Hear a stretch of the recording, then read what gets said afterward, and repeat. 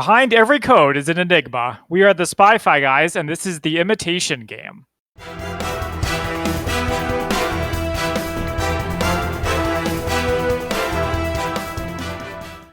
Hello and welcome back to the Spy-Fi guys, where we cover spy fact, spy fiction, and everything in between. I'm Zach.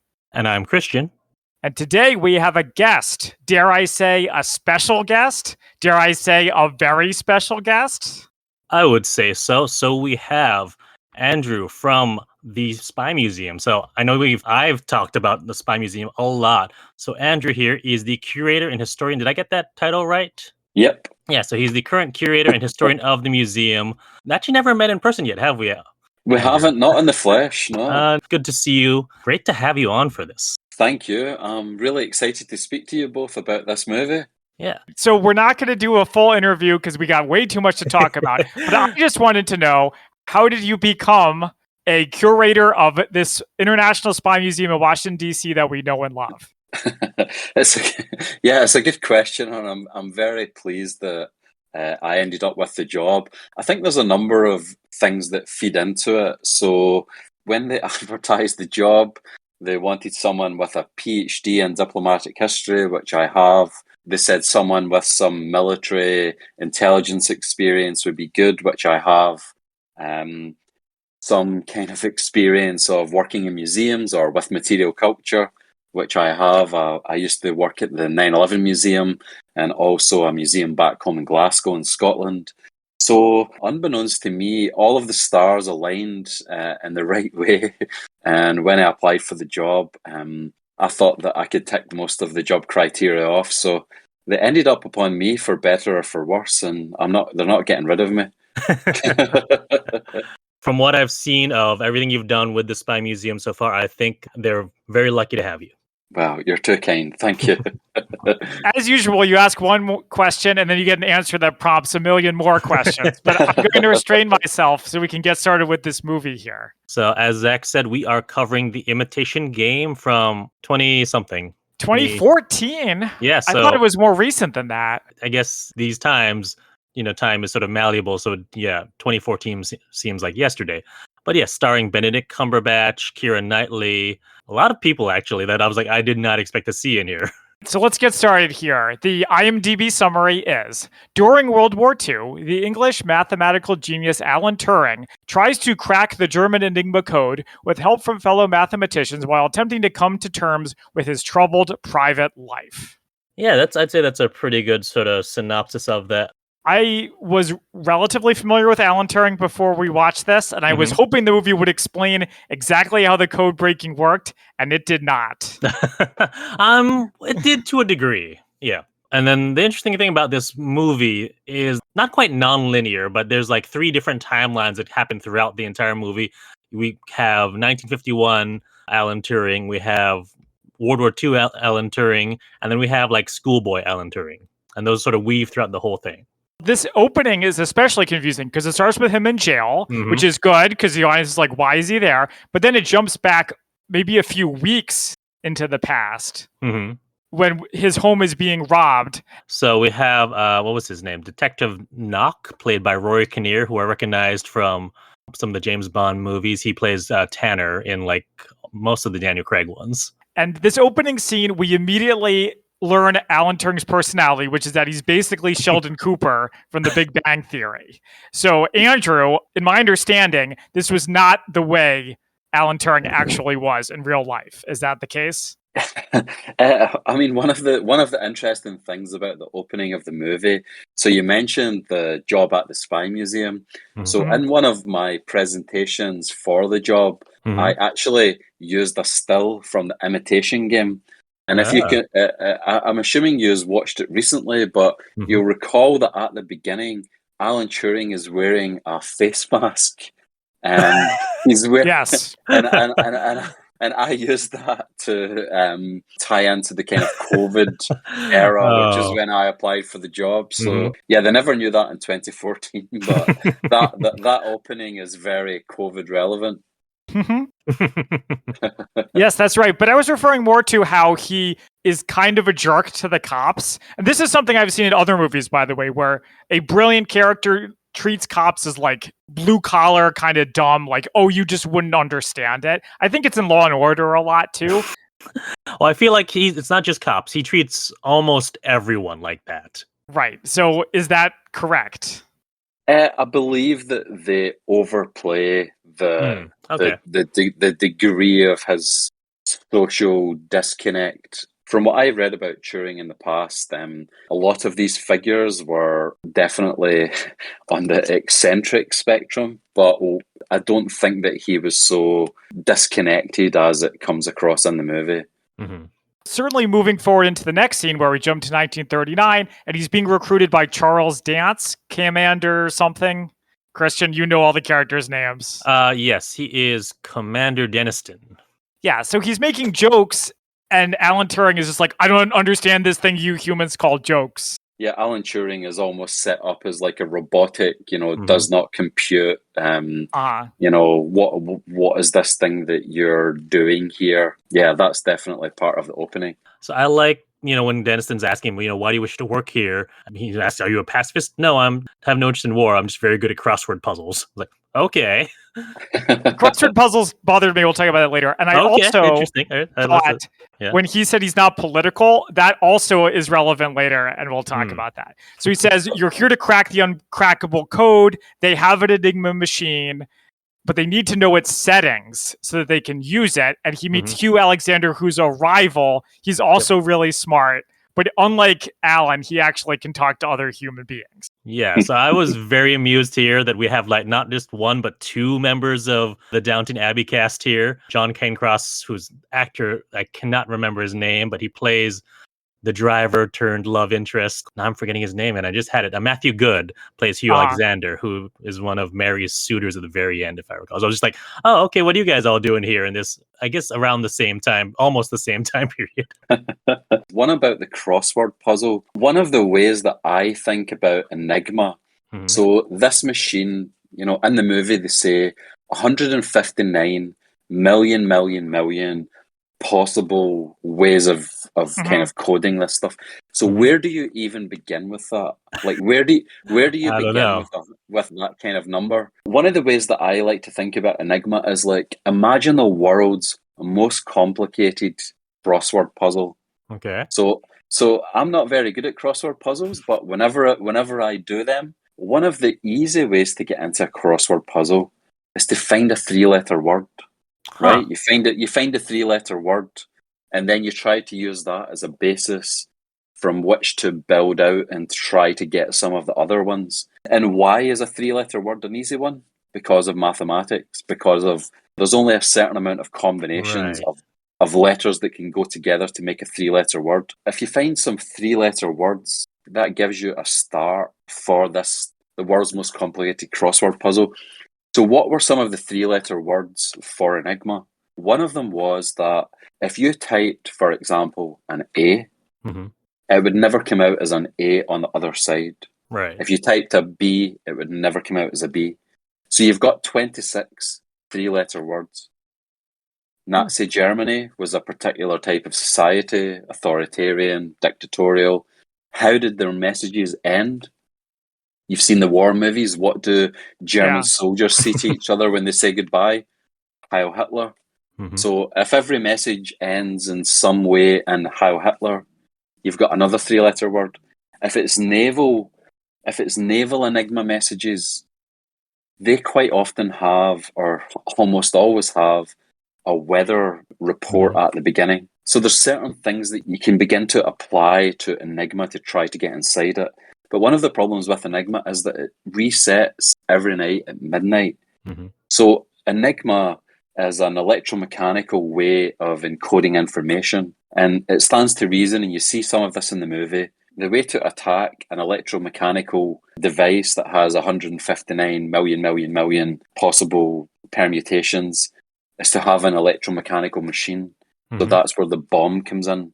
And we can speak about that a bit more. But you see Turing in the movie, a lot of it is about him constructing this machine and, bringing it all together. And we can definitely talk a little bit more about that. But yeah, I think that's quite interesting, the link to crossword puzzles. Imagine this. It's the world's most complicated crossword puzzle, But think about the state. Yeah. This isn't just like online gaming.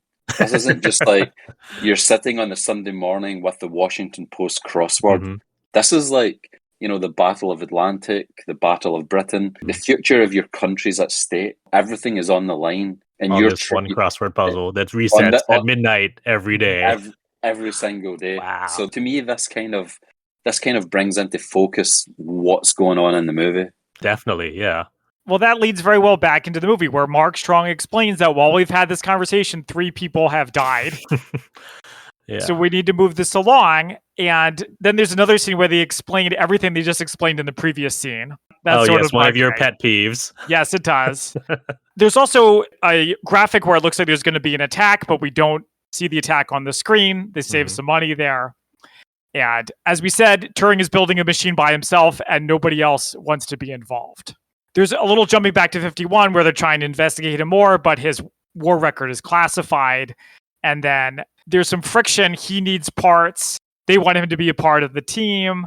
And ultimately, it gets resolved by him sending a letter to Churchill and gets a reply putting him in charge. And I was stunned. Ballsy. And I want to know what was in that letter that convinced Churchill to do this. The movie didn't tell me. That's a great question. I have to imagine it's something that basically proved how good he was. I mean, I guess I don't know too much about Churchill, like how he would react to something like that, but apparently, well enough that they would put him in charge. Well, Andrew, tell us. Yeah, I've got a few, but that's one of the things that I wanted to mention. So the letter does happen, but it's not just Turing that sends it. It's a few people. Someone called Welshman, who's not in the movie, is also part of this letter, Gordon Welshman. Mm-hmm. They send a letter to Churchill basically saying that they need more support to ramp up the operation. Churchill gets this letter and he sends a memo out saying, it becomes quite a famous Churchill phrase, action this day. Churchill sends out this memo saying, action this day, make sure that they get what they need. But one of the bones that I want to pick with the movie in that, so the person that recruits him, Alistair Denniston, he's represented really poorly. Really poorly in the movie. So Alistair Denniston comes across as this self-righteous martinet who is unimaginative and who doesn't understand the genius of Turing. So let me just very briefly break down Alistair Denniston for you. Okay. He studies at the University of Bonn in Paris. He's an Olympic medal-winning athlete, and in terms of Bletchley Park, let me just read out this one quote for you. Between the wars, Denniston, seeing the strategic value of what he and his group were doing, had kept the Room 40 activity alive. So Room 40 is the cryptanalytic unit and British cryptanalytic unit in World War One. Oh. Alistair Denniston planned for the coming war. He decided that the universities of Oxford and Cambridge would be his first source of recruits, so he visited them and arranged for polite notes to be sent to many lecturers, including myself, this is Gordon Welshman writing, asking whether we would be willing to serve our country in the event of war. Just to briefly break that down, let's think about Alistair Denniston. So who in that whole enterprise have knowledge of cryptanalytic methods and war? Alistair Denniston. Yeah. Alistair Denniston. Who has the range of contacts to bring it all together? Alistair Denniston. Who keeps the institutional structure of British cryptanalytic expertise and specialism alive between the First World War and World War II? Alistair Denniston. Who knows of a culture that will be open enough to allow for experimentation and people that are round pegs and square holes and vice versa? Alistair Denniston. Who's got knowledge in the universities? Alistair Denniston. Who speaks very good German? Alistair Denniston. Who gets the intelligence from the Poles, the Polish cryptanalysts who had done previous work on Enigma?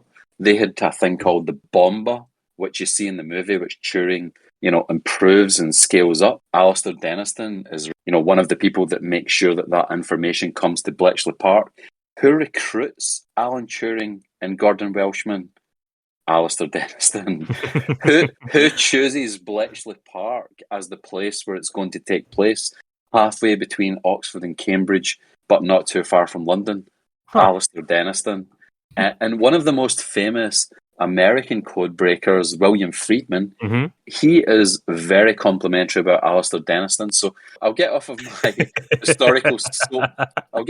historical soapbox there, but I think that the movie does a real disservice to him, in particular in that movie, and we can also go on to talk about John Cairncross. Well, this is why we have you on here, because this is stuff that we, not experts, we're fans, so this is stuff that I definitely would not have known about you, Zach.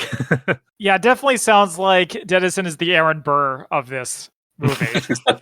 And just one other final thing. So this is one of the main or a landmark book in cryptography, The Code Breakers by David Kahn. And in this, he says, A.G. Denniston, one of Ewing's original four musketeers, proved exceedingly skillful at cryptanalysis. And he came back to do a similar work in World War II, and who in recognition was made a companion of St. Michael and St. George, and a commander of the Order of the British Empire. The movie does a real disservice to him. Yeah, they made him sort of just a real sort of stuffed shirt higher up who doesn't really know what's going on below him, which it sounds like the exact opposite is true. Yeah, I would call it character assassination. I mean, actually, Alistair Denniston's family, after the movie came out, they, as you can imagine, they took umbrage at the portrayal of Alistair Denniston. He was more interested in the technical side than the administrative side. So when Bletchley Park got scaled up even more, I think it was his second in command ended up being in charge of it because he was better suited. But Alistair Denniston basically kept the flame of British cryptography alive between World War I and World War II. And without him and without all of those contributions that I mentioned, it's very difficult to think of what happened in the movie and them getting inside Enigma happening. Speaking of getting inside Enigma, I wanted to mention something that I forgot to mention earlier, which is the British have an Enigma machine, and the way they got it was in U571, the movie. Oh, really? Famously, the mistake in that it was not recovered by Americans. It was recovered by British. But in the movie, it's Americans. All right, well, save that for when we cover that movie, Zach. Oh, gosh. Okay, so Alan Turing is taken over and he immediately fires two people, which is not a great way to make friends. No. And then we have a flashback to 1928 where he's being bullied but is saved by Christopher. His good friend, Christopher. He is on a recruiting drive using crosswords, and here I have an issue with crosswords as their recruitment puzzle. And I will tell you why. Okay. Because crossword puzzles have a cultural bias within them. My grandfather is 90 years old and he does the crossword puzzle every day. But when we visited him for his birthday, he handed us the crossword puzzle and says, I need you guys to do all the pop culture questions. Because if you haven't seen Game of Thrones and the clue is blank Stark in Game of Thrones, doesn't matter how smart you are, you have no idea what the answer is. Here's my rebuttal to that. I'm wondering in 1939 or is it 1939, 1940 something, whatever period of time that is, the pop culture basis is going to be a lot lower, a lot less, because we don't have internet, you don't have TV. No, you don't have TV, you have radio basically, and then you have books. So I think there's going to be a lot less of that and a lot more just common knowledge stuff. I mean, I don't know. We'll defer to the historian about this. But it doesn't have to be pop culture. It's like the name of the main character in David Cop. Okay, that's a bad example. The name of the main character in A Tale of Two Cities. If you haven't read A Tale of Two Cities, like, you could be the smartest person in the world. You're not going to know the answer. Now, I understand Sudoku would not be invented or discovered for another 40 years. But that seems much more useful to find code breakers. But Turing mentioned that it's not about solving the crossword. It's about seeing how their minds work. How do you attack a problem? Okay, so you don't know what this thing is. Can you get other letters to find something that will make sense? It's more about the process than it is about actually solving it. I see. Yes, the Kobayashi Maru. I'll say that Zach, Carolyn, my wife, who's been on the podcast before, has had the same issues as you with that because she's like, I feel like I'm terrible at crosswords, but I feel like I would be good at code break. I was like, okay, so it's, and I tried to say, it's about that process, really, about you start with the things you know.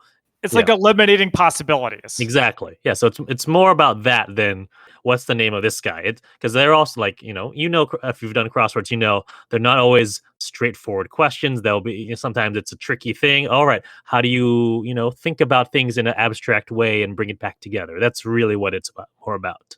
I think that's a good point, and I mean crossword puzzles were used. That is based in what actually happened. They were used to try to recruit people, but I completely take the point about the biases that are built into them. I mean, every society has structural, structural biases built into it, whether it be in groups or out groups, or where political and economic power is distributed, and language. What's the favored dialect? What's the favored language? What's the favored culture? What books are seen as being frivolous, and which books are seen as being important, and who reads both of those different types of books? So yeah, there's all kinds of things built into this, I guess. But I think that yous were also, referring to some of the other things that are going on. So it's not just, do you know the answer to this question straight off the bat?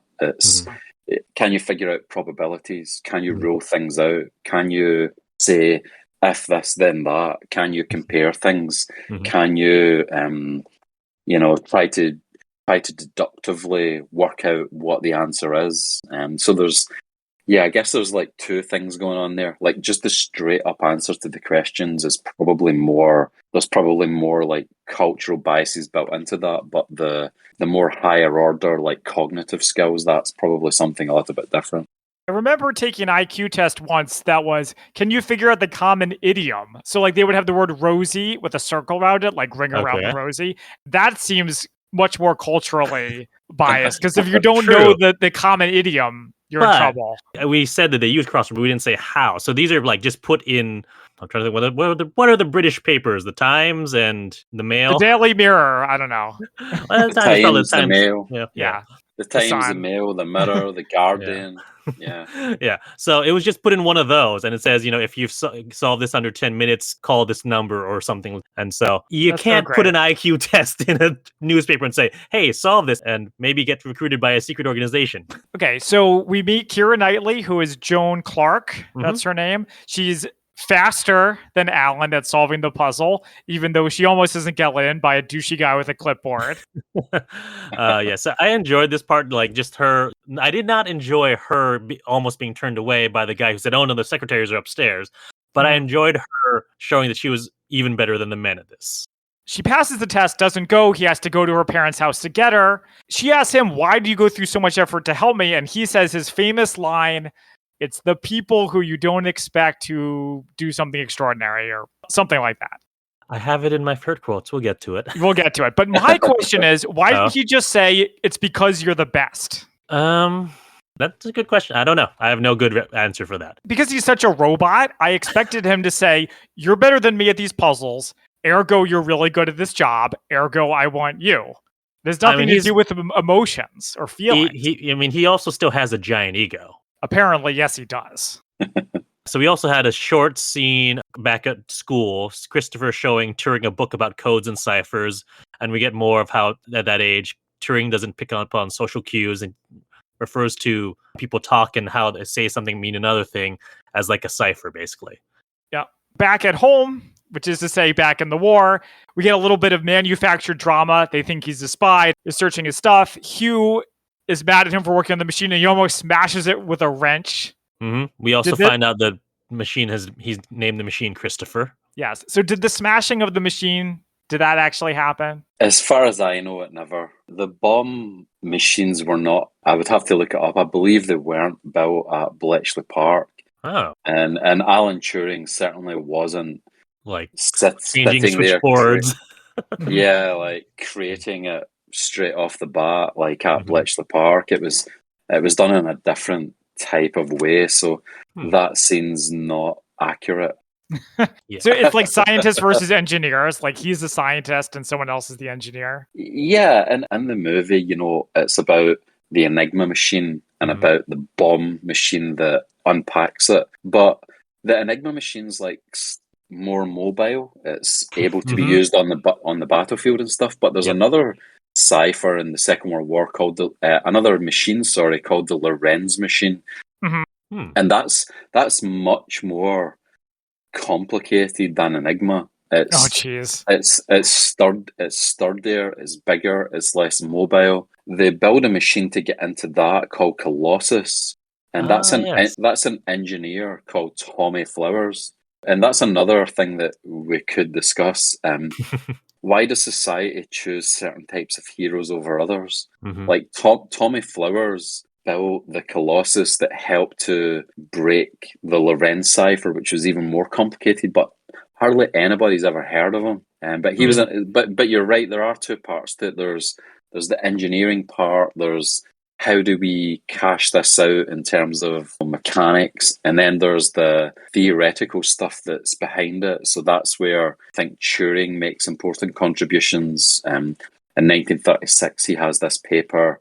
I think it's called Uncomputable Numbers, and that's an influential paper in computer theory and computer science, because it's some of the kind of higher level thinking behind what we see playing out at the moment in terms of digital computers and so forth.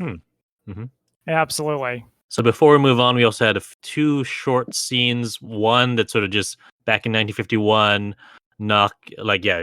gets his file, it's empty, and thinks that there's something fishy about Turing. He brings up Burgess and McLean, two of the members of the Cambridge Five. And he says they were isolated loners. Now, who does that sound like? Yep.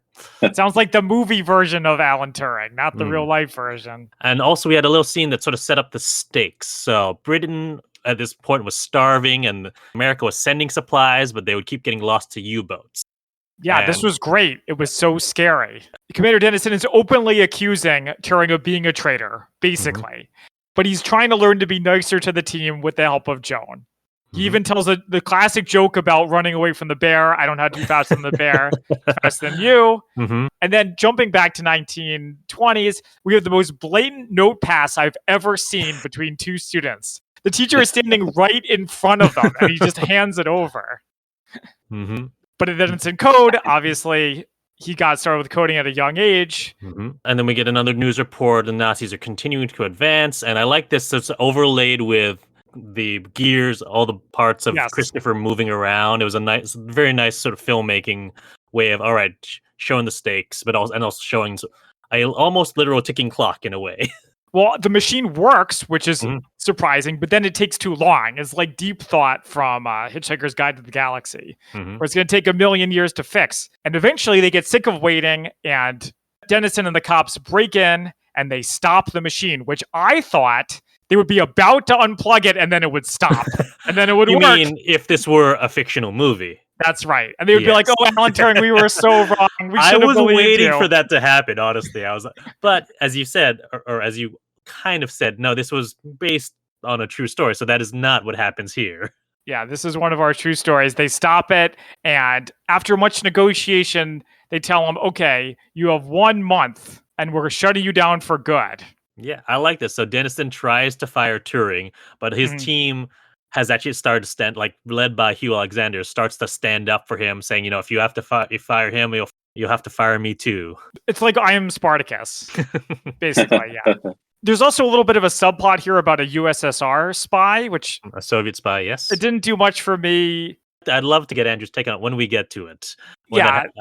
There's just so much in the movie already that I don't feel like it was needed. Oh, so we have a little scene in the pub afterwards where Hugh reveals that he knows that Turing isn't the spy, and he said he decoded the cipher that that they found, but he said it was much too simple for Turing. I love living here in the States, but that is apart from my family, that's the one thing that I really miss. Just going to the pub. Yeah, that's what people tell me, is that pub culture is nice, and it sounds nice.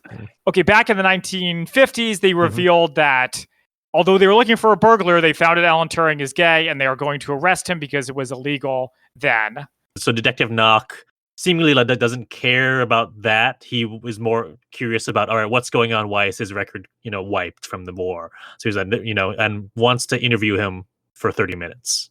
Yeah, he's more curious. That's also part of it. And by the way, I really appreciate that they actually made an effort to catch a burglar, especially when he didn't steal anything. Good luck getting American police to investigate that thoroughly. Joan is under parent pressure to get married or do something, and he says that Enigma can't fix loneliness.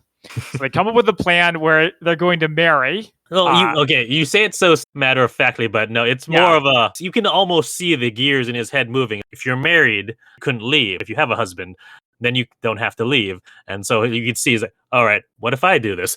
It's another emotional decision made with cold logic, in contrast to earlier. But this leads me to a story. Oh? Now, Christian, you and I have a mutual friend who we haven't spoken to in quite a while, who I will remain nameless. But she saw somewhere on the internet, maybe Craigslist, I don't remember what. It was an ad.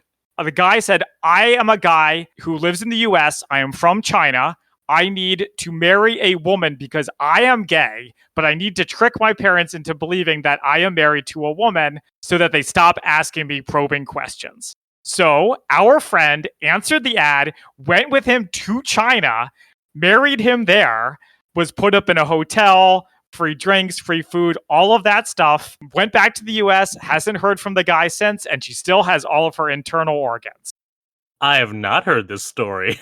I believe that she's telling the truth, but it's quite the story. That is quite a story.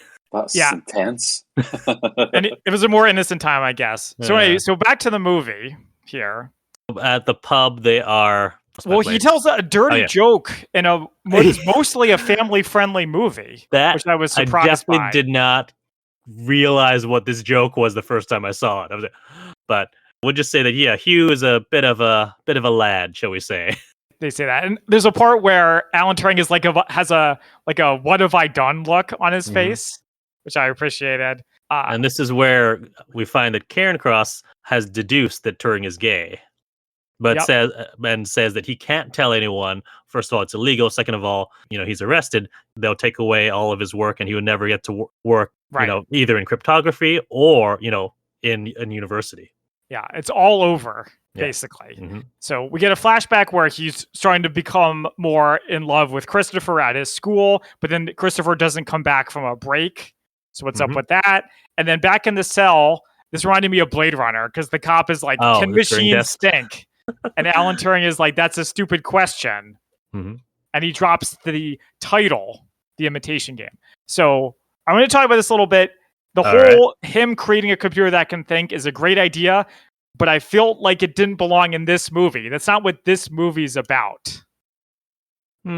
I think, again, like you mentioned Blade Runner, so I feel like, all right, you've got him in a cell, and you've got him doing an interview. You can't not do a Turing test.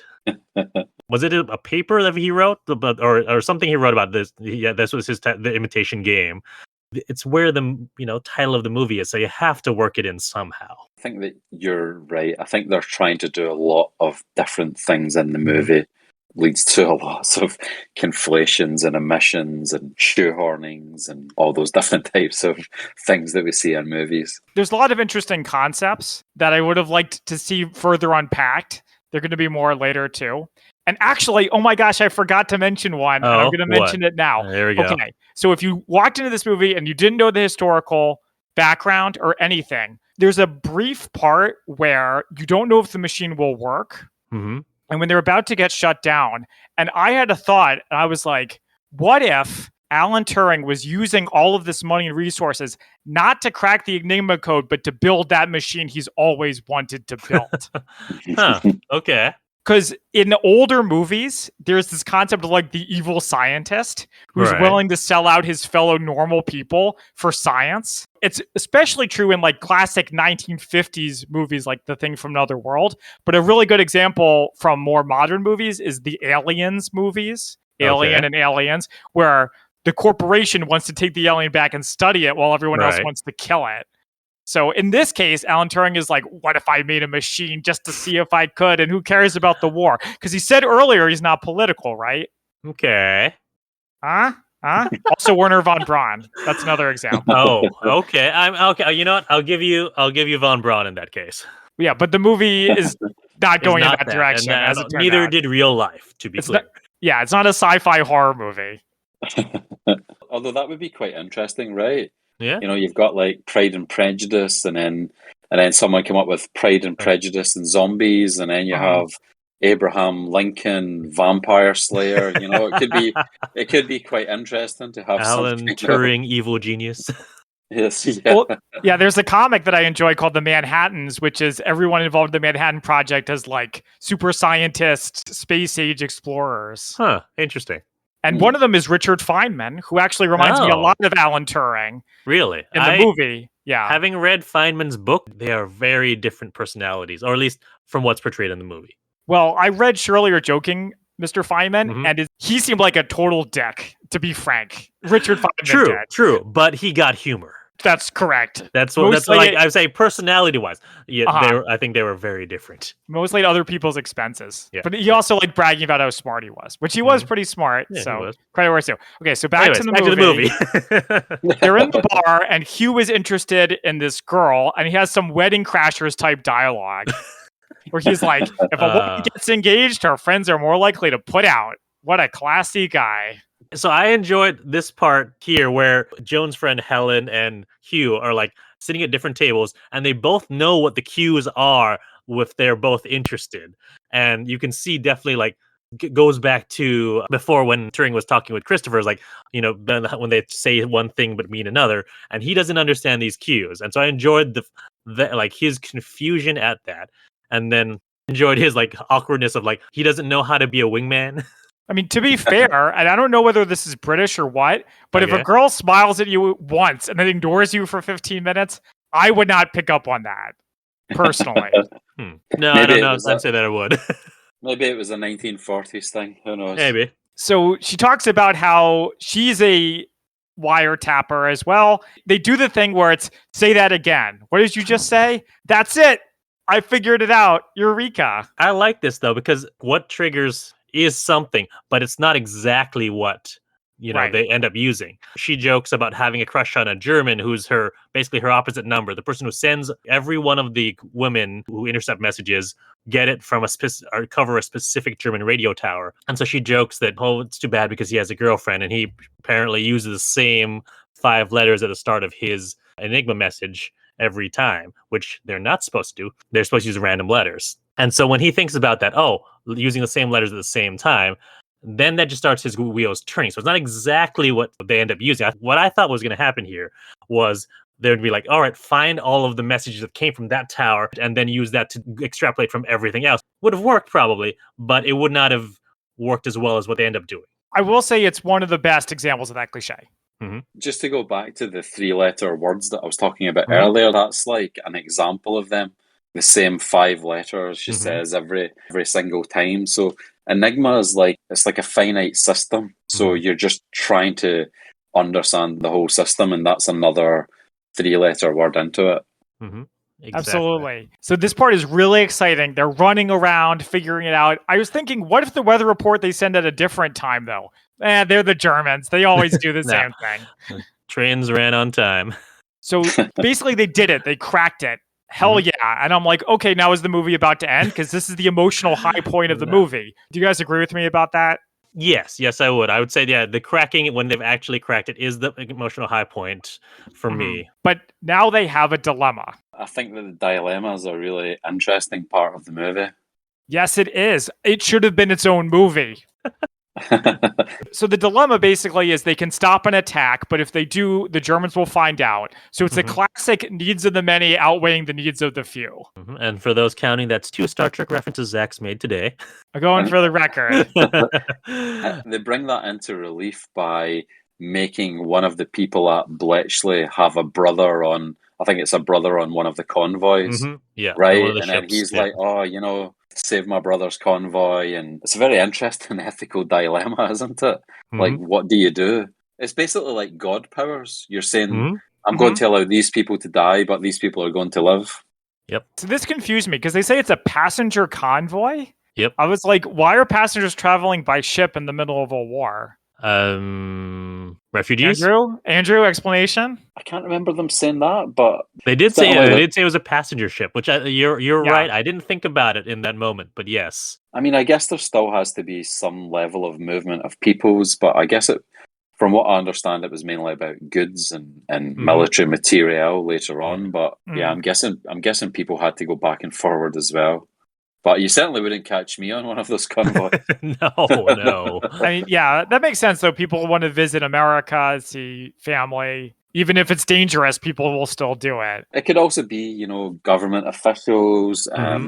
So ultimately, they decide not to save the convoy, and it does get wrecked. We see a shot of that. And then they are deciding whether or not to keep it secret from Andrew's best buddy, Denniston. Well, is this true? Was he really not aware that they had cracked Enigma? I mean, that part of the movie, I don't believe that. I would have to look it up. I don't think that it was kept from him. I mean, I can't see why it would be. He, almost as much as anybody else, was responsible for setting up a system that would allow it to be cracked. I would have to go and double check. I don't want to lead anyone off in the wrong direction. No, that's fine. In the movie, he's such an obvious antagonist that it makes it all sense. leads to one another. Partly, I think that he's also such an obvious antagonist because his character in the Game of Thrones is a total arse. I feel like any character that he plays gives that. He's in like a hard ass and, Which is why, because he plays Fleming in like a TV movie, which I have not seen. I'm very curious how he would play. He's much younger too, because it's so different than the roles that I've usually seen him in. He's also a bad guy in the best movie ever, Michael Collins. Okay, so I forgot about that. So the next bit is mind-blowing. This blew my mind, and I want to see a movie about it, and I want Andrew to tell me about it.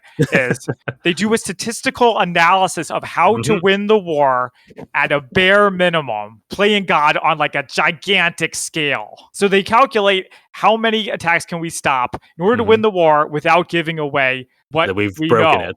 Yeah. So what was the deal with this? Actually, I would have to go back and look at one of my books to just give you the final word on that. But, I mean, I guess it makes sense. It's like a game of numbers. It's probabilities. I mean, maybe they gave... I'm sorry, I'm just a little bit rusty on this. Maybe they gave probabilities over, but I don't think it would have been them that was playing God. No. They wouldn't have been the people that were saying, yeah, let this convoy go down.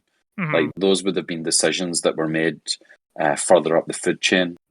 Yeah, so it's probably one of the case of, all right, the movie not wanting or needing to introduce more characters just sort of condensed everything. So it's more about the emotional feeling of the moment rather than the actual facts. Just the whole idea is wild to me. Why wouldn't they just try to stop as much as they could? And then if the Germans come up with something else, then they just crack it. Like the Lorenzo machine. Yes, but how long did that take for them to finally crack Enigma? But the Germans would take a while for them to come up with something else. I don't know. But there is an example of this. Like with Enigma, say you just set out to save as many people as possible. Like, I'm just going to save everybody. The Germans are going to cotton on to the fact that it's been broken, and then they're going to complicate it again. And then you probably want to keep that knowledge for occasions where it is more decisive, because the war is fought on an epic scale. It's about grand strategy. So if you just constantly cash in your chits for small-scale tactical victories, that's not really an effective way to win a war. The way to win the war is to use it for big things like D-Day or things like the torch landings in North Africa. I mean, there's a good example of this. I think it's 1942. The Germans add a fourth rotor to the Enigma machine. We have a 3-rotor and a 4-rotor Enigma at the museum. And you say to people, well, there's a 4-rotor Enigma, and they're like, oh, great, it's got an extra rotor. Like, big deal, who cares? Well, think about it this way. Because of that 4th rotor, there's thousands of human beings at the bottom of the Atlantic Ocean because of that 4th rotor. There's millions of tons of shipping, of goods, of material at the bottom of the Atlantic Ocean because of that fourth rotor. Because when the fourth rotor was used, it set them back. They had to like try to get inside. The mathematics were even bigger because the fourth rotor makes it even more complex. I guess that would be the answer to the question. It's, do you want to cash it out for a whole host of short-term tactical victories, or do you want to keep your money, so to speak, and then just use it when it really is going to affect the big chessboard? Mm-hmm. It's like incomprehensible. Like, I think is what we're going for. Yeah. I'm trying to think in what scale of magnitude of possibilities did that fourth rotor add? Well, the mathematics. I'm like, I can't I'm even a little think bit rusty on it. Yeah. It's like another 100 million combinations. Probably something like that. Yeah. Literally exponential, isn't it? Right. The Lorenz cipher that I mentioned earlier, I'm trying to remember off the top of my head. I think that had like 5 rotors. It was a much more complicated machine. Yeah, so getting back, we discover that one of their buddies is actually the Soviet spy. John Cairncross, yes. Yes. I liked how they did this here. So Peter, the one whose brother, we don't know if he lived or died in that convoy. I'm going to assume just from his reaction that he died. Right. Like knocks into Turing as he's like leaving the room, drop all of his papers. And as he's gathering up his papers, he's in front of Cairncross's station. And as he's going up, he sees the Bible, which reminded me of the first Mission Impossible when he's like trying to figure out Job 3:14. He actually uses a sneaky thing where he like puts the papers on top of the Bible to sort of hide that he's looking through it. Okay, so the Bible thing confused me because I thought Peter hip checked him, the classic bully move, and then he was going to open the Bible to like something about gay people. Oh, Peter also figured that he's gay and is bullying him because of it. No, we didn't really talk about it before, but when they were looking for a spy, the encoding message said it was, something using a Beal cipher, and Hugh Alexander said he broke it, but it was also using a very specific Bible verse, which I do not have written down. But it's the same one. Yeah, it's inside that Bible. And so he comes to that realization that John Cairncross is the traitor in Bletchley. John startles him, and, he looks down and sees that, pretty quickly figures out that he knows. And this is where he says, you're not going to tell anyone, because if you tell, I'm going to reveal your secret. Yeah, it's mutually assured destruction. Mm-hmm. I love movies, but I'm also a historian, so I try not to be too much of a scald. Historians are like, they're like empirical skalds. They're like, you shouldn't do that. That was not the way it really happened. Movies are doing a specific type of thing, and historians are doing a different type of thing. But then it's, are you just misleading people? Because the vast majority of people, after watching the movie, are not going to necessarily go away and start checking, six books out of the library and finding out the real story. So you're kind of, with the Cairncross one, I guess, maybe up until a point, you're allowed to condense and simplify and edit down. I mean, you could write 100-volume history of the Second World War or just of Enigma, and you wouldn't get the whole story because it's inevitably edited down and simplified. But I feel like with the Cairncross one, I feel like that is a disservice to history, but also to Turing, because then Turing... It makes him culpable. Yeah, he's culpable for a Soviet spy at the heart of Bletchley Park, which it wasn't.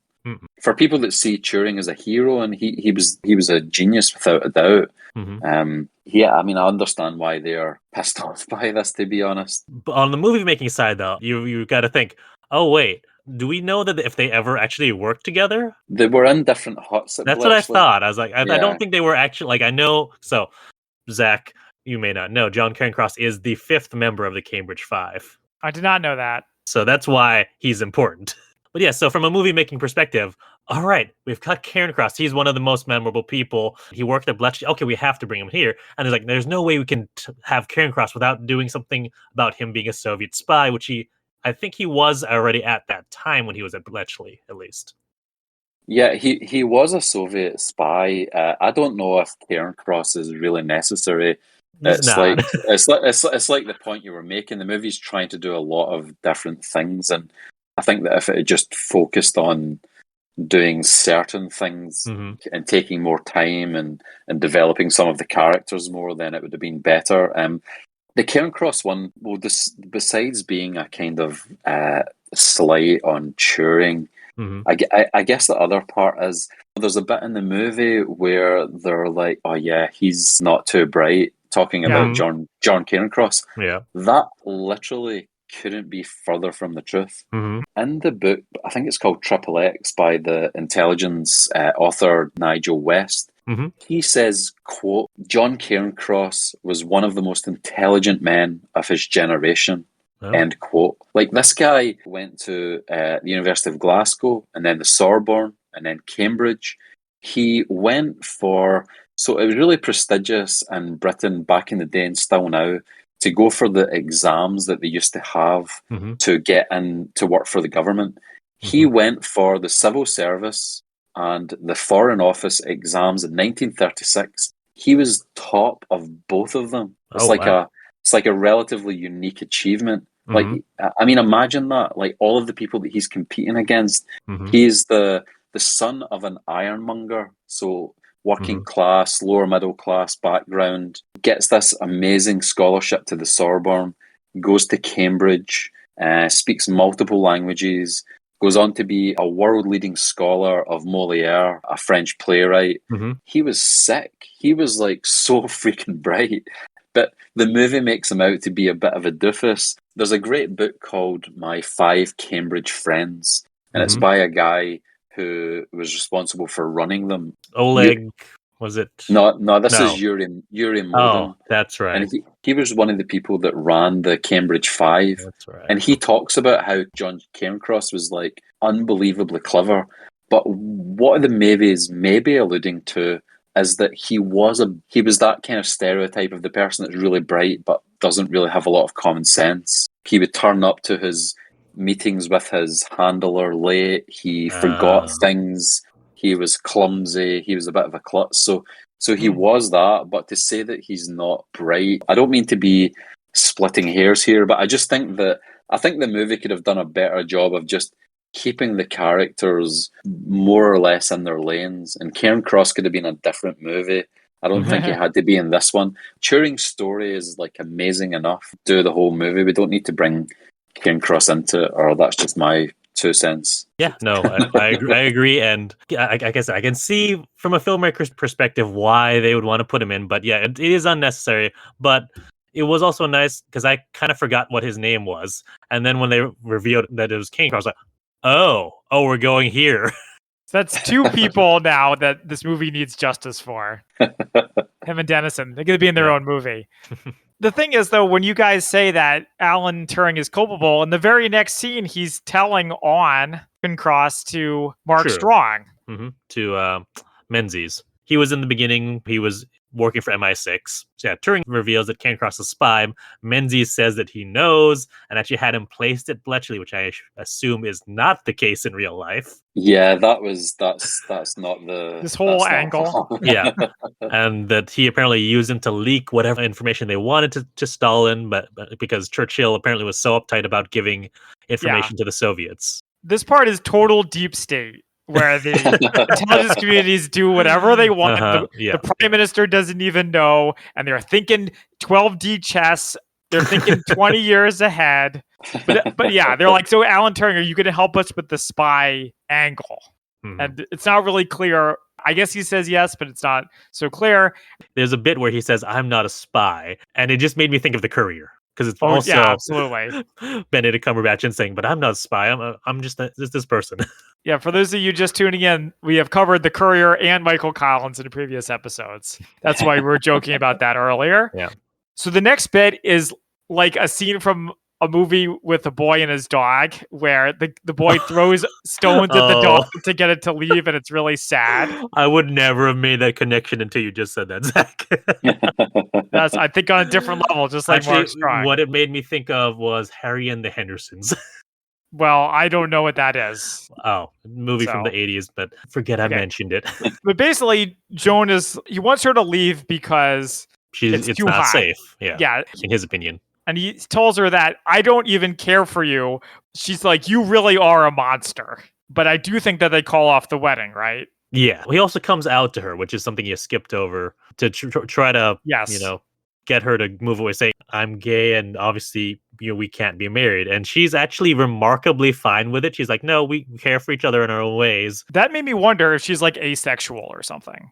Because she seems to be a little bit on the spectrum too, just like him. Because she doesn't seem like the type who would be like, let's get married and have it be like a Victorian thing where you marry someone for status and then you have your side piece. Like, she doesn't seem like that kind of person. No, she doesn't. So I was curious how it was going to work out. Yeah. Andrew, do you have any insights about Alan Turing's love life here? It's a while since I've read a biography of Turing, but I feel like she knows earlier on that he's gay, and I don't think it comes as like a great big surprise. They are engaged for a bit, yeah, but they never get married. That's kind of all I've got, really. I imagine that a lot of this personal stuff is, I don't think it didn't make it into the history books. Like, there was something else that we did in a previous episode. It was Michael Collins again. Oh, of course it was. where Kitty was that whole thing. engaged to the one guy, and then she was engaged to Michael Collins, and it wasn't clear exactly what happened. Right. This is the best episode ever. I get to talk about Michael Collins so much. Anyway, she also refuses to leave Bletchley, and she says that it doesn't matter what's going on with you. This is my most important work. I like the line here where he says, 2 more years of war, we did our blood-soaked calculus. Hell yeah, they did. Would love to see a movie about that. Brings up the big picture things that, as Andrew was saying, that you wanted to save that intelligence for. Your Stalingrads, the Ardennes, Normandy. And it was all not possible without the intel that they provided. This may be too specific a question, but it just occurred to me. Why didn't they warn the boys in the U.S., including my great uncle, about the Battle of the Bulge? Because wasn't that a surprise attack? Yeah, I mean, it was a German counterattack, and there was a degree of surprise there. But if I remember correctly, the Germans they used the Ardennes. I feel like there was like some weather patterns that made it difficult as well, and the Germans utilised them quite well to have this counterattack. But just because you've broken Enigma doesn't mean that you have like a 360-degree view of everything your enemy's doing. Yeah, it's not a video game. Yeah, I mean, it gave you insight. It maybe helped you understand what the enemy was up to, but it didn't help you for every kind of eventuality, I guess. No, that's fair. I was just wondering, it just occurred to me. Yeah. So they win the war and they have to destroy everything, all their notes and the machines. And there's a part where Denniston says, don't talk about this and behave yourselves, which I really liked because it's like, we'll be watching you for the foreseeable future. Yeah. Very like post-war, Cold War paranoia. I don't know about the British side of it, but I'm sure for Britain it was even worse. I mean, one of the amazing things about Enigma is that it stayed a secret for so long. I mean, it's only really in the 70s that it comes out. I mean, can you imagine that happening now? No. Practically anything that happens within a matter of time will be in the New York Times or the Washington Post. But I think it's remarkable that they managed to keep the secret for such a long period of time. And this feeds in, just like with the historian hat on, this feeds into a lot of the histories that are written in the post-war period because they don't know about this.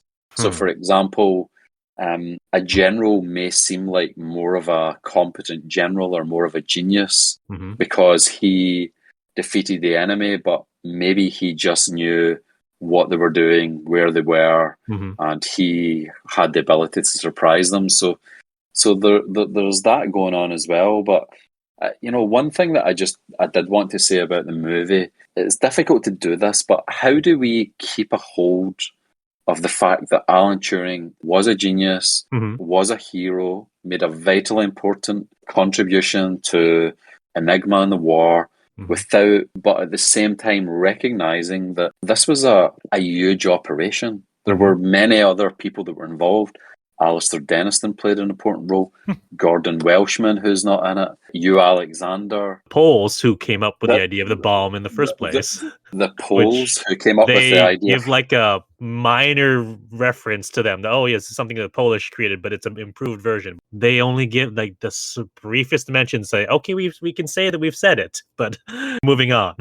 Yeah, it's like a doff of the hat, and then they kind of move quickly on. But the Poles, they came up with that idea. and Turing is responsible for doing it.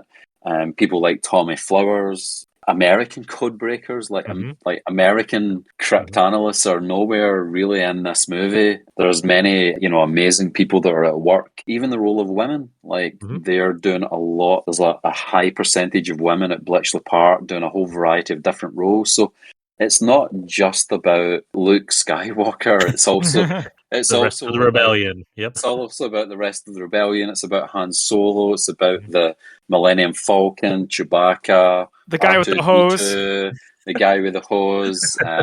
There's like a whole enterprise there, but unfortunately, well, in movies, but also in our culture, we seem to need to make one person solely responsible for it. They are the hero. And again, how do we hold on to Turing's legacy? But we don't want to throw the baby out with the bathwater. But it wasn't Alan Turing didn't win the Second World War. That's a gross disservice to people like your great uncle. I've got two great uncles that are buried. One's buried in Yokohama in Japan, and the other one's buried in Bangladesh. And they both died in the Second World War. So, the Second World War it does what it says on the tin. It's a world war. It's taking place all across the globe, underneath the seas, on top of the seas, in the air, on land. It's whole societies that are involved. So at the movie, it's kind of cute. Yeah. If it wasn't for you, this city wouldn't exist, and these people wouldn't exist, etc. So we need to hold on to Turing's legacy, but we need to kind of like try to tie it into a bigger story. I guess that would be my main gripe about these types of movies. We always need to have like one hero who'd done everything. I actually disagree with your criticism. I feel like the movie did a pretty good job of showing that there were other people around. Yes, they could have done a better job, but they had the women code breakers. They had the soldiers fighting. Yes, Hollywood does love its heroes, but it wasn't like it was all him all the time. Well, let's get to the end of the movie. So we briefly have Detective Knox back in the interrogation. He says, you get to judge, am I a machine, person, war hero, criminal? And he's I can't judge you. And he's too big. Yeah, we also get a brief scene with schoolboy Turing. We find out that Christopher died. He had tuberculosis this whole time, but didn't tell Turing. Turing's starting to do his stiff upper lip. He like shuts down basically. Yeah. Which is interesting. He was arrested for indecency to go back home working on his machine, and we have Joan coming to visit. And we find out that the judge gave him a choice of either 2 years in prison or chemical castration, and he chose the latter. Yeah, so this is the big Oscar scene where he's like crying and he's so emotional. I don't know whether he won an Oscar for this. I don't remember. I don't think so. Think so. They do the machine is my only friend, which is a bit of a cliche. He can't even write the crossword because his hands shake too much. That actually was sad. Like, I don't mean to be like a cynical asshole. But to counter what you were saying before, Zach, that they don't say that it was all down to him. This is literally what Jones says at this point. Well, come on, Jones is trying to make him feel better. Okay, all right. That's why I was like, all right, let's fast forward to this part. So, if you as the audience are listening to this and you don't necessarily know, like Andrew was saying, about everything else going on, maybe you think that this is all down to like. Granted, of course, he had a huge role, but it wasn't just because of him that, this person didn't die and this street didn't exist and this town wasn't there and all that. I do think that the audience is supposed to think, yeah, Joan, you're right. If it weren't for him, all of that stuff would have been gone. That's true. Yeah. Yeah. And she brings back the platitude about it's the person you expect the least from that you get the most. And then we see everyone at a bonfire having a great time. And then we get my favorite part, the still the text. Where are they now? What happened to them? Yes. It says that Turing committed suicide in 1954 at age 41, but he saved 14 million lives during the war. And then now we use computers, which were then known as Turing machines. And also that between 1885 and 1967, approximately 49,000 homosexual men were convicted of gross indecency. And that the Queen granted Turing a posthumous royal pardon in 2013. So what I wanted to mention first was I understand that Turing's death is controversial. Like a lot of people think he committed suicide, but a lot of people think it was an accident of some kind. Is that correct? From what I know, that is correct. I don't say controversial, if it's the right word. It's disputed? Disputed, yes. Yes, his suicide would be disputed. Okay. And that leads us into Spy Fact versus Fiction. We've obviously done quite a lot already. We've got Andrew here. We're not going to say, oh, stop let's save that for this section. We just want to hear what you have to say. But Zach, did you have anything, or do you want to? I have a little bit from the book Fair Play by James M. Olson. All right. I was looking for something about the whole question of human life versus giving intelligence away, and it didn't have it. But what it did have was a little bit about homosexuality and the intelligence history. So for most of its history, the CIA excluded homosexuals from employment because of the blackmail risk. They needed to fill out detailed questionnaires about personal habits and preferences when applying, which were then checked via polygraph. The author's CIA colleagues and he basically accepted without question that homosexuals were susceptible to blackmail by foreign services and were therefore security risks. But by the late 1980s, this had begun to change. In studies conducted by the CIA and the Defense Personnel Security Research Center in Monterey, California, it became clear that Americans betray their country for many reasons, mostly for money, not generally due to this blackmail risk. And also, as society became more accepting of homosexuality, there's no stigma, therefore there's no teeth to the blackmail risk. It's almost like having a more open country is better for your national security. And then interesting. In 1995, President Clinton signed an executive order barring the federal government from using homosexuality as grounds for denying a security clearance. All right. So I've got a couple things. Andrew, do you have anything specific other than, the stuff you've already said? What's true and what's not? Justice for Denniston. But is there anything else that you want to call attention to in the movie that was either pretty accurate or pretty inaccurate? I think, like as a movie, willing suspension of disbelief. If you're parking all the historical stuff to one side, I think it's an entertaining movie. It's got some good performances. It explores an interesting part of history that a lot of people have forgotten about. If I take if I take that hat off and put the historian hat off, then I think that it probably does a disservice to quite a few people. Denniston, which has became a running joke. I don't care if it does disservice to John Cairncross. I think he was, as a complete scumbag. But it does kind of rip that part of the story and mischaracterizes Turing, which I kind of didn't like. And then I think that just the Turing saved 14 million people. How do we, How do you quantify that? This is a complicated historical question, but yeah, how do you codify that? How many people did Gordon Welshman save then? Or why was it intelligence that made the difference? You need to give me concrete examples. So there's all of these kind of things, like for the Spy Museum podcast, I have to read a lot of books. Every single book that I read says that whatever spy it is the book is about is the most important spy in the history of the Cold War or the history of the universe forever and ever and ever. So at some point you've got to take all of these claims and then try to start rationing out where the praise and the blame and all the other stuff should go. So I think it can be a bit simplistic. On the homosexuality part, that is an interesting one, in the role in espionage, and you may have heard of the Lavender Scare during the Cold War. At the Spy Museum, we have the classic, how do you turn an agent? Money, ideology, coercion, ego. So the Soviets would use all of them, and definitely coercion. If you've got something you don't want people to know about, then you're potentially vulnerable. It's not exclusive to homosexuality. It could be an extramarital affair. It could be finances. It could be skeletons in your closet and stuff. So I, when I was in the Royal Air Force, I had to go through this, security clearance process. And one of the things that I went into one interview, they were being slightly disingenuous, but they said to me, I don't care what you've done, as long as you're happy to tell me what it is and you're happy for it to be out in the open. Because the idea is, like, just to go back to what you were saying, if you're like, yeah, I done this, and I don't care, then there's no leverage there, is there? But it's when you want to keep it a secret, that's when you can be leveraged into doing something you don't want to do. So yeah, I guess that it could have ties into this history as well, but it's much broader, and don't ask, don't tell, and some of the other recent developments. I think that those are all, they couldn't have happened sooner, I think. All right, so I've got a few things that just sort of caught my attention throughout the movie for Spy Fact for Spy Fiction.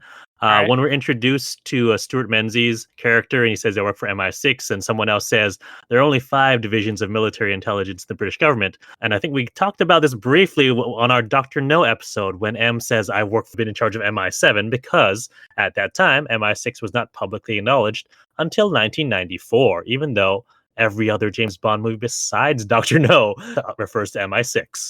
Wow, I did not know that it took them that long to acknowledge it. It was the year of the Intelligence Services Act of 1994. Hugh Alexander and everyone else has decrypted these few parts using frequency distribution.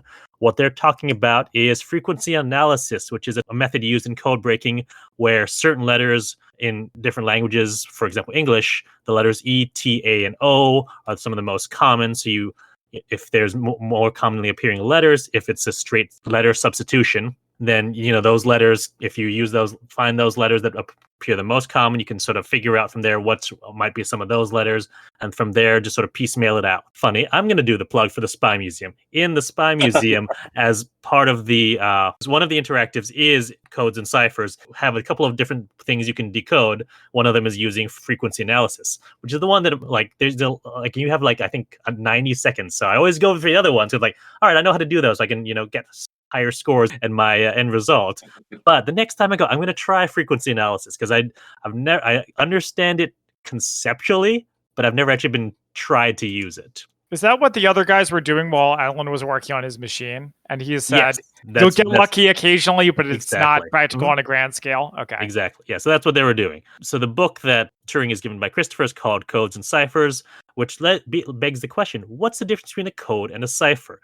I know in the exhibit for codes in the Spy Museum, there's a great little thing that actually explains it, but I thought I had a photo of it somewhere, but I did not. But I found something else online, which is pretty much the same thing. It says codes substitute symbols, typically letters or numbers, for the components of the original message, whereas ciphers use algorithms to transform a message into an apparently random string of characters. I see. Lastly, the encoded message that Cairncross uses, they call it a Beal cipher. But a Beal cipher is not a type of cipher. It was actually a specific cipher that was apparently stating the location of a buried treasure estimated to be worth over $43 million as of January 2018. And it was actually using a book cipher. Was it the Declaration of the Constitution? The Declaration of Independence. So a Beal cipher is not a specific type of cipher, because I was like, I've never heard of that. Let me do a little research. I was like, but don't know what kind of cipher that would have been that uses just a specific phrase, other than maybe using that as part, like a letter substitution, entire letters of the alphabet, and then you over that entire passage, and then use it as for each time, which I guess it could work, but it's not a Beal cipher, not a real thing. I see. Thank you. So now it's time for our favorite quotes. Usually we have one or two. Andrew, would you like to go first, since you are our guest? Sure. It's Alistair Denniston. Of course it is. Have you ever won a war, Turing? I have. You know how it's done? Order, discipline, chain of command. You're not at university any longer. Well, actually, not to take us down a whole rabbit hole, but the idea of him being a civilian but working in a military context was kind of interesting. Yeah. And then that bit goes on. Turing, who's your commanding officer? Denniston says, Winston Churchill, number 10 Downing Street, London, SW1. That's where to send your letter. Yep. All right, Zach, you want to go next? Sure. From Joan, I'm a woman in a man's job. I don't have the luxury of being an arse. I like that one. I'm sure it is. When he says, love just lost Germany the whole bloody war. That is I forgot about that. That was a good one. That's the high point of the movie. And then finally, God didn't win the war. We did. I like all the badass ones. Yeah, no, those are good. Promised I would say, because I have the whole one written down, but his quote about sometimes it's the very people who no one imagines anything of who do the things that no one can imagine. So there's that one. I've got two others though that I enjoyed. One from Denniston, which is, I believe you just set the record for the shortest job interview in British military history. That's a good one. Last one is from Menzies, which is maintain a series of lies at the highest level of government. Sounds right up my alley. Oh yeah, I remember that. Mhm. All right, so now it's time for our ratings on a scale of 1 to 10 martinis, 1 being The Avengers 1997, and 10 being a movie we have not yet covered that's even better than No Time to Die. How would we rate The Imitation Game? Should we make Andrew go first again since he's the guest? As a movie, I would say, can you do half martinis? Yes. Yeah, I would do, as a movie, like just a piece of fun, I would say 7.5 martinis. As something that ties in with history, I would say it's like 3 martinis. Oh. I mean, there are a lot of inaccuracies in it. That makes sense. All right, Zach, do you want to go next? The movie held my attention, and it reminded me a lot of movies like Harriet and, yes, Michael Collins, where there was a lot going on. Really big concepts that I would have loved to have seen more of. But instead, they spent a lot of time with him at school, a lot of manufactured drama between him and Hugh and Denniston. So that does hurt it. I will give it a 7 out of 10. Okay. I thought it was on the whole pretty darn good, but not perfect. Okay. I really enjoyed this movie. I remember enjoying it when I saw it in theaters in, I guess, 2014. I really appreciated how, because, you know, we've watched a lot of spy movies through the history of this podcast, and it's usually on that, you know, covert action side that's focused on, we don't get, or, you know, gathering intelligence. We don't get a lot of analysis. So I really appreciated seeing from that side of, and also I like puzzles. I like that sort of stuff. So just being able to seeing how his mind worked and how he tried to figure things out. I like that. And even just talking about Enigma. So I'm going to plug a different museum, the National Cryptologic Museum, which is the museum of the NSA, which the former historian of the museum, Vince Houghton, is now the director. But one of my favorite things there, or at least before they did their renovations, was you could touch and use a real Enigma. Whoa, that's cool. I didn't know that. I would have taken harder to go.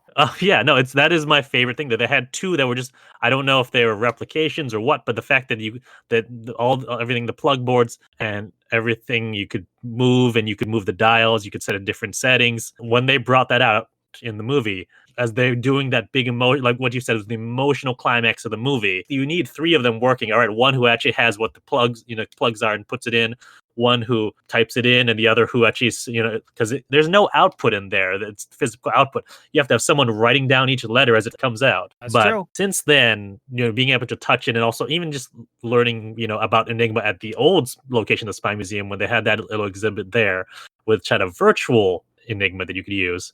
I've been fascinated by this, and just the idea of it, and just how you crack it. Even though I know it's not the most historically accurate movie, I feel like it got sort of the idea of the stakes and also how hard it was to crack. Which, this is a movie, it's not a documentary, so I feel like if you get the emotional core of it, it works. And so I'm going to give it an 8 out of 10 martinis. Very nice. Yeah, I would have liked more explanation of how exactly it worked, if that's even possible, but maybe not. Well, Andrew, thank you for joining us. You were a great guest. You. Is there anything you would like to plug before we sign off? Well, I think that one thing that people might be interested in if they listen to this is we had an episode of our podcast maybe a couple of months ago with Ilonka Doonan and Klaus Schmee. And Ilonka is one of the leading cryptographers in the world, and Klaus is one of the main journalists that covers cryptography. And in that, we talk about the Vernam cipher, the Beale cipher, different things. It's kind of like a primer, like an introduction to cryptography. So if anybody sort of wants to nerd out a bit more on the cryptography stuff, they could listen to that. I'm biased, but I think it's a really good episode. So is that called the Spy Museum podcast? It's called SpyCast. Okay. And we've been around for 15 years. We've got over 500 episodes. Wow. Yeah. Nice. So we go back quite a way. And 15 years in podcasting terms is like... That's a long time. That's like the Jurassic period. It goes without saying. Go to the Spy Museum if you're in DC. I That's mean, I right. feel like I plug it enough that you don't need to necessarily say that. They do We've- virtual events too. Oh yes, tune in. Like go on the website, looking through their events. They do a lot of what do they call it? The Spy Museum happy hours, and also the book interviews and all the things. Spy Museum is a great thing. I love being in DC, so close to it. We've got a great bookshop as well if Oh anybody yes, wants of course. to buy any books. And we do have 2 Enigma machines there. If you want to see examples of what we're talking about in the movie, you can go to see them there. All right. Well, again, thank you so much for joining us, Andrew, and thank you all for listening. You can find us on social media at the Spy-Fi Guys on Facebook, Twitter, and Instagram.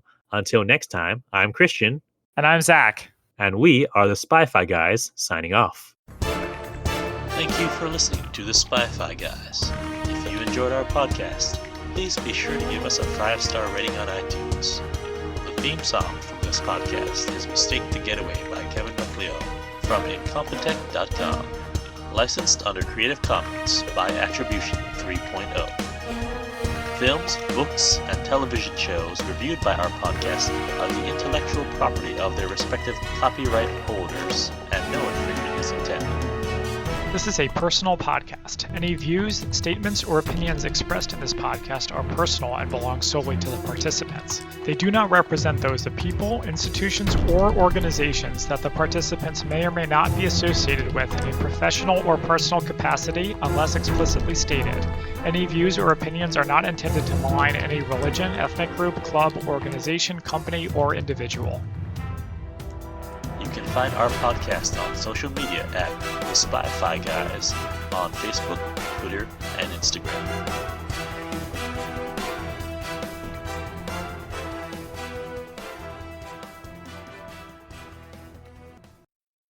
Justice for Denniston!